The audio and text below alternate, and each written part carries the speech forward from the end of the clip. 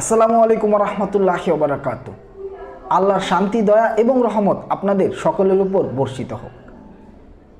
বন্যগরু কিংবা বন্য মহিষ তাদের পালন করলে তারা যেমন পোষ মানে না, তাদের লোকালয় কিংবা ছোট ছোট পশুর হাটে উঠালে তারা যেমন পোষ মানে না, বন্যগরু বন্য মহিষ তেমনই থাকে। ঠিক তেমনি একটা মানুষ, একটা শিক্ষার্থী, একটা স্টুডেন্ট, সে ঢাকা বিশ্ববিদ্যালয়ে পড়লেই সে যে প্রকৃত মানুষ হবে এমন কোনো কথা নয়। আমাদের বাংলাদেশের মানুষের এমন একটা অবস্থা হয়েছে, বাংলাদেশের মানুষ মনে করে ঢাকা বিশ্ববিদ্যালয়ের স্টুডেন্ট হলে সে যেন কি হয়ে গেছে। আমার সন্তান ঢাকা বিশ্ববিদ্যালয়ের স্টুডেন্ট, আমার সন্তান এখন বাংলাদেশের একটা সম্পদ, এমনটাই বাংলাদেশের মানুষ মনে করে। কিন্তু ঢাকা বিশ্ববিদ্যালয়ে পড়লেই কি একটা মানুষ প্রকৃত শিক্ষিত হতে পারে? আর শিক্ষিত হওয়ার চেয়ে বেশি জরুরি মানুষ হওয়া। ঢাকা বিশ্ববিদ্যালয়ে পড়লেই কি প্রকৃত মানুষ হওয়া যায়? প্রকৃত মানুষ হওয়া যায় না।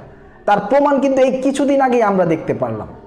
তোফাজ্জল নামে একটা ছেলেকে কিভাবে বেধড়কভাবে পিটিয়ে তারপর নির্মমভাবে তাকে হত্যা করা হলো। এতদিন তো যারা ভার্সিটিতে যারা রাজনীতি করতো তাদের নাম পড়তো যে তারা এভাবে করছে, এটা করছে, ওইটা করছে। কিছুদিন ছাত্রলীগ বা ছাত্র দলের নাম পড়তো। কিন্তু এখন আপনি কার দোষ দিবেন? যদি আমি কোনো রাজনৈতিকভাবে কোনো দলকে সমর্থন করছি না, নিরপেক্ষভাবেই বলছি। এই যে ছাত্র আন্দোলন হলো, গণ অভ্যুত্থান হলো, সেটার পরে যখন শেখ হাসিনা দেশ থেকে পলায়ন করলো, তারপর থেকে এই স্টুডেন্টরা মানে নিজেদের জানি কি মনে করছে। তারা মনে করছে যে এই বাংলাদেশ তারাই স্বাধীন করেছে, এখন এই বাংলাদেশ শুধুমাত্র তাদেরই। সব স্টুডেন্টদের বলছি না, মানে সামান্য কিছু গুটি কয়েক স্টুডেন্টের কথা বলছি। এই যে বাংলাদেশ স্বাধীন হয়েছে দ্বিতীয়বারের মতো, এটার পিছনে বাংলাদেশের প্রতিটি মানুষের অবদান রয়েছে।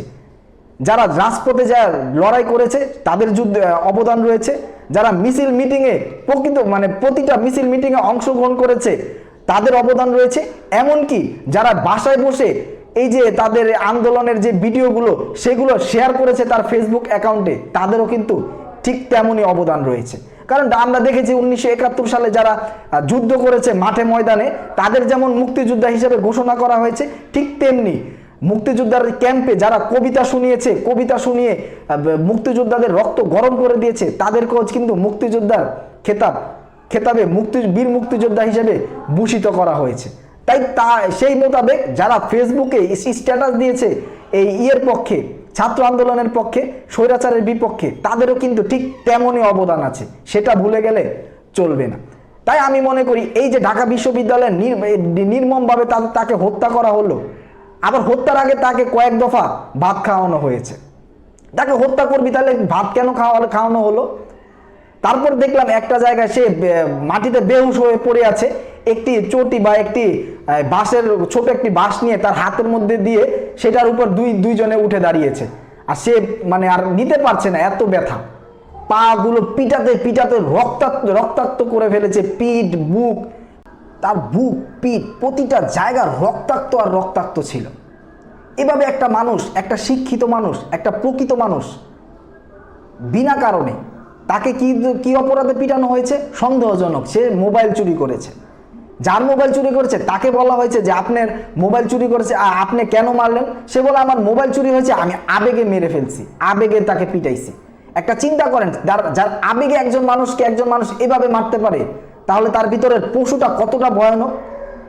তাই আমি বলতে চাই, একটা মানুষ যদি ওই যে সরকারি স্কুল, যে স্কুল থেকে এই টিফিন টাইমে মুড়ি দেয়, মিঠাই মানে গুড় দেয়, তারপর ডিম সিদ্ধ দেয়, বিস্কুট দেয়, সেখানে পড়েও একটা মানুষ শিক্ষিত হতে পারে, প্রকৃত শিক্ষিত, প্রকৃত মানুষ হতে পারে। কিন্তু ঢাকা বিশ্ববিদ্যালয়ে পড়লেই একটা মানুষ প্রকৃত মানুষ হবে এমনটা নয়। একটা মানুষ ঢাকা বিশ্ববিদ্যালয়ে পড়লেই একটা মানুষের ভিতর থেকে পশু মরে যাবে এমনটা নয়। প্রকৃত শিক্ষিতই প্রকৃত মানুষ। আর প্রকৃত মানুষ হতে হলেই ঢাকা বিশ্ববিদ্যালয়ে পড়তে হবে এমনটা নয়। আর ঢাকা বিশ্ববিদ্যালয়ে পড়লেই একটা মানুষ প্রকৃত মানুষে পরিণত হবে তেমনটাও কিন্তু নয়।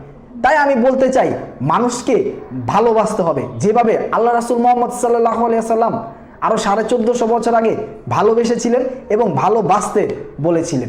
আপনি মানুষের কাছ থেকে আপনি অন্য এক ব্যক্তির কাছ থেকে যেমন ব্যবহার আশা করেন, ঠিক তেমন ব্যবহারই আপনি অন্যের সাথে করেন। আপনি নিজে অন্যের সাথে ভালো খারাপ ব্যবহার করবেন আর অন্য মানুষ আপনার কাছে সাথে ভালো ব্যবহার করবে, এমন এক্সপেকটেশন আপনার কাছে কাছে থাকবে কেন? আপনি মুসলমান হিসেবে অবশ্যই মানুষের সাথে ভালো ব্যবহার করা আপনার ইমানি দায়িত্ব। আজকের ভিডিও বাড়াবো না, আজকের ভিডিও এই পর্যন্তই। আল্লাহ যদি আমাকে হায়াতে বাঁচিয়ে রাখে, ইনশাল্লাহ পরবর্তী ভিডিওতে আবারও দেখা হবে, কথা হবে। আর আল্লাহ যদি মাফ করে দেয়, ইনশাল্লাহ জান্নাতে দেখা হবে। আসসালামু আলাইকুম ওয়া রাহমাতুল্লাহি ওয়া বারাকাতুহু।